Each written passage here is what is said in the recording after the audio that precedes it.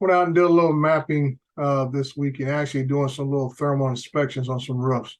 So I always say, let's hang on and enjoy the ride. Moving to start point. Flat caution.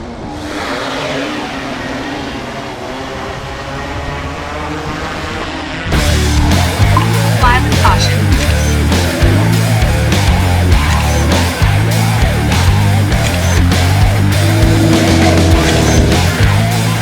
Fly with caution.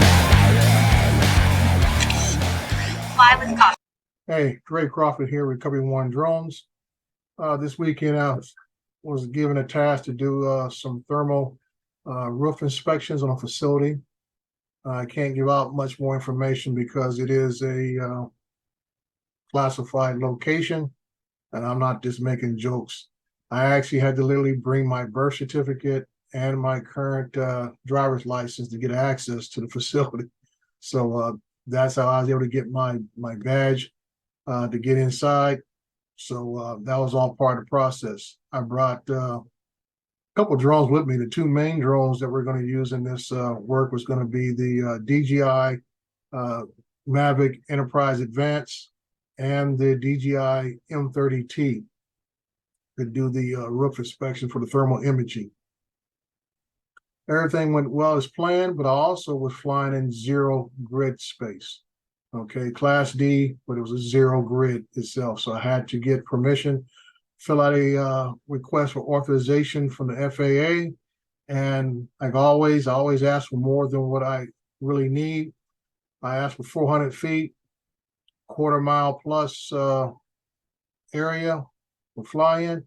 The FAA came back after about 2.5, 3 weeks later, said we'll give you 150 feet and a eighth of a mile, and you have a good day, partner.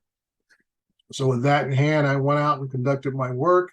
Also, as part of the conditions of my authorization, I was given the number to contact the local ATC, the local tower, to inform them of my UAS operations from the start, and I had to return the call once I was completed.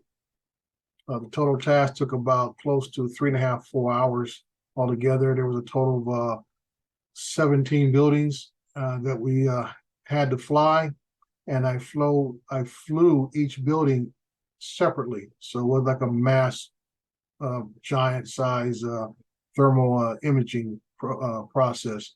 So I wanted to take it step by step and just have you guys follow along what I did, and show you a little few details of the flight itself, information. This airport that I was flying next to, small, has a tower, but basically it's all civilian flights coming out of there, Class D airspace, but it was a lot of flights. You'll even hear, if you listen closely to the audio on the controllers, you'll even be able to hear some of the aircraft flying over above me because I was right next to the bow tie.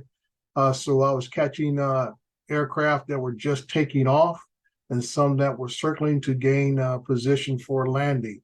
So it kept me on my toes throughout the whole process, trying to figure out where the aircraft were at, where they were going, and everything else. And like I say, when you're doing autonomous flying, it gets a little nerve-wracking because you don't really have immediate control of the aircraft. You got to kind of tell it to pause, then gain control of it and everything else if you need to take immediate evasive action to give way to manned aircraft, which is a requirement for us who fly UAS operations.